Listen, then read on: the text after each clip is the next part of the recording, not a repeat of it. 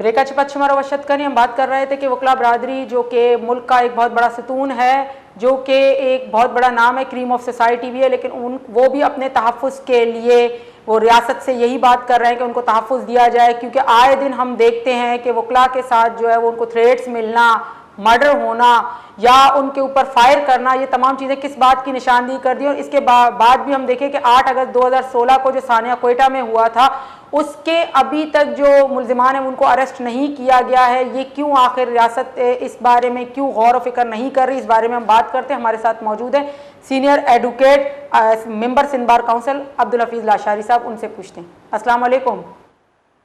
वालेकुम अस्सलाम। सर, आपको खुशामदीद कहते हैं प्रोग्राम में। सर, आज हम बात कर रहे हैं कि वकला बरादरी जो कि इंसाफ लोगों को दिलाने के लिए आगे आते हैं, जो लोग उनसे तवक्कुआत ये रखते हैं कि वो हमें इंसाफ दिलाएंगे, वो आगे आके हमारे बारे में बात करेंगे। आज हम देखें कि वो खुद महफूज नहीं है, तो ऐसा क्यों? मतलब उनको तहफ़्फ़ुज़ के लिए अब कहाँ जाना पड़ेगा?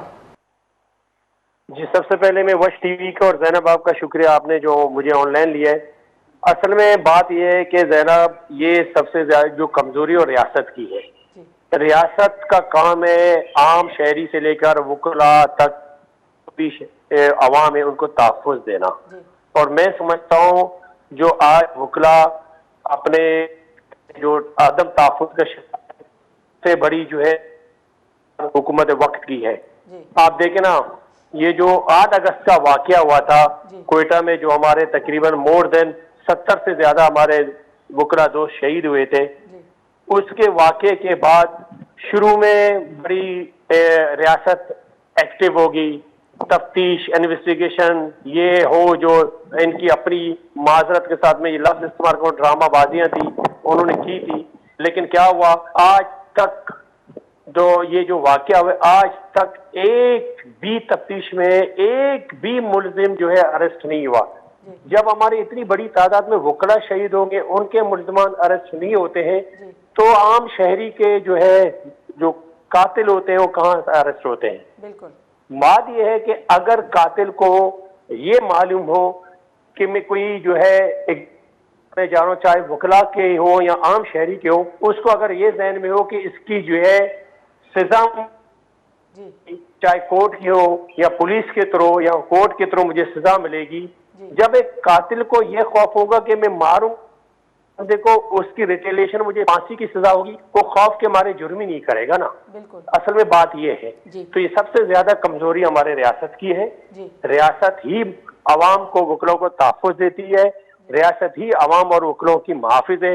लेकिन मुझे अफसोस के साथ कहना पड़ता है रियासत नाकाम हो गई है और इसी तरह ये सिलसिले जारी रहेंगे, चाहे वकला की शक्ल में, वकला की शहादत की शक्ल में, चाहे आम शहरी की। जी, लेकिन सर फिर भी मतलब इसके लिए आखिर अब करना क्या होगा? मतलब सिर्फ धरना, स्ट्राइक करना या धरना देना या आप रेजोल्यूशंस पास होना, तो क्या इसका हल सिर्फ यही है, या किस तरह से जो है वो प्रोटेक्ट किया जाएगा कि जो क्रीम ऑफ सोसाइटी है वकला, उनको जब प्रोटेक्शन नहीं दी जा रही, तो फिर हम बाकी लोगों के लिए मतलब किस तरह से इनको प्रोटेक्ट करें? देखिए जैनब, बात यह है हम वकील कर भी क्या सकते हैं।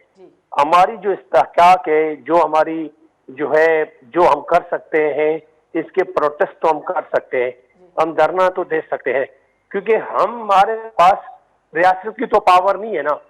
बात यह है कि ज्यादा से ज्यादा हम क्या कर सकते हैं, जो चीफ जस्टिस हजरात साहब हैं, अदलिया हैं, हम उनको अप्रोच कर सकते हैं। मुझे अफसोस के साथ कहना पड़ता है कि हमारे अदलिया में भी जो है ना, हालांकि वकील ही से लोग जज बनते हैं, अदलिया भी जो है इस सिलसिले में कोई एक्शन नहीं लेती है। ज्यादा से ज्यादा क्या करती है, जब इस तरह के हमारे एक वकील शमसुल इस्लाम साहब को शहीद किया गया, अभी डीआईजी साहब जो है, डीआईजी साहब कराची, मैं 3 दिन में कातिलों को गिरफ्तार करूंगा। चीफ जस्टिस साहब से हमारी मीटिंग हुई थी, उन्होंने कहा हुकूमत सिंध को डायरेक्शन दी कमेटी कॉन्स्टिट्यूट किया जाए, एक कमेटी भी बनी है। लेकिन अफसोस के साथ वो कहना पड़ता है कि ये लोग भी फॉलो नहीं करते इन चीजों को। ये लोग भी जो है इस जगह, अगर ख्वाजा शम्स साहब का मर्डर हुआ तो कातिलों को अरेस्ट करने तक इनको जो है इसी तरह एक्टिव होना चाहिए। लेकिन अफसोस के साथ कहना पड़ता है कि वो लोग इस तरह एक्टिव नहीं होते हैं, ना हमारा अदलिया इस तरह एक्टिव होते हैं, ना रियासत। जी, लेकिन सर फिर भी वही बात है ना कि अब अगर ख्वाजा शमसुल साहब इतने सीनियर मेंबर एडवोकेट, उनको जो है वो यहाँ पे शहीद किया गया और आप देखिए कि सीसीटीवी फुटेज मौजूद है, सब कुछ मौजूद है, लेकिन उसके बावजूद भी जो है वो पुलिस उस तरह से एक्शन नहीं ले रही। तो फिर आम शहरी के लिए किस तरह से जो है वो हम तवक्कुआत रख सकते हैं कि हाँ भाई ये पुलिस, ये इदारे जो है वो उनको उनके लिए आगे बढ़ बढ़ के आगे आएंगे? जनाब आप बिल्कुल सही कह रहे हैं। मैं आपको एक बड़ी दिलचस्प बात बताऊं, सीसीटीवी फुटेज है फायरिंग करके मार रहे हैं और उसकी धीरे दलेरी देखो, दूसरे दिन बाकायदा वीडियो अपलोड कर रहे हैं फेसबुक सोशल मीडिया में कि जो है मैंने ही मारा है। तो सबसे बड़ी रियासत की कमजोरी यही है। देखिए ना, अगर जो है अगर पुलिस चाहे क्या उनको गिरफ्तार नहीं कर सकती, अगर पुलिस चाहे वो पाताल में हो उसको अरेस्ट नहीं कर सकती उस कातिल को। लेकिन सबसे बड़ी बात है कि एक्टिव कौन होगा, पकड़ेगा कौन?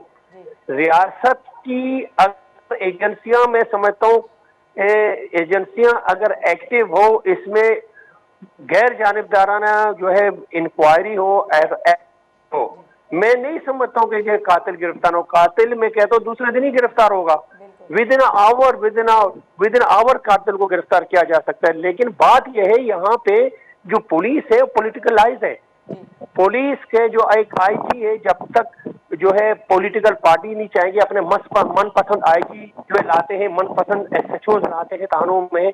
अब एक एसएचओ की जिम्मेदारी है, अगर एसएचओ आए तो उसके पोलिंग स्टेशन के हदूद में क्राइम भी नहीं होते हैं, लेकिन वो एसएचओ जब पैसे दे के पोस्टिंग अपना करवाता है तो उसका सबसे पहले काम ये होता है कि मैं उस जो मैंने पैसे दिए उसको पहले कमाऊं, फिर मैं दोबारा जो है ना करप्शन, यानी करप्शन हर जगह मौजूद है। जब को पैसे देके पोस्टिंग दी जाती है, आला अफसरान पोस्टिंग के लिए यहाँ आते हैं, जो सियासी जो है पार्टियों के जो है वो इन्फ्लुएंस में होते हैं, वो पुलिस वो कभी भी काम नहीं कर सकेगी या कारकर्दगी नहीं दिखा सकेगी इस तरह की।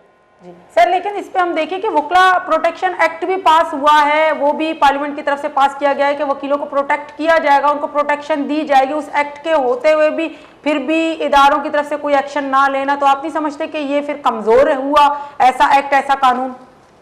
देखिए, एक्ट उस वक्त काम आएगा जब कोई ऑफेंस होता है।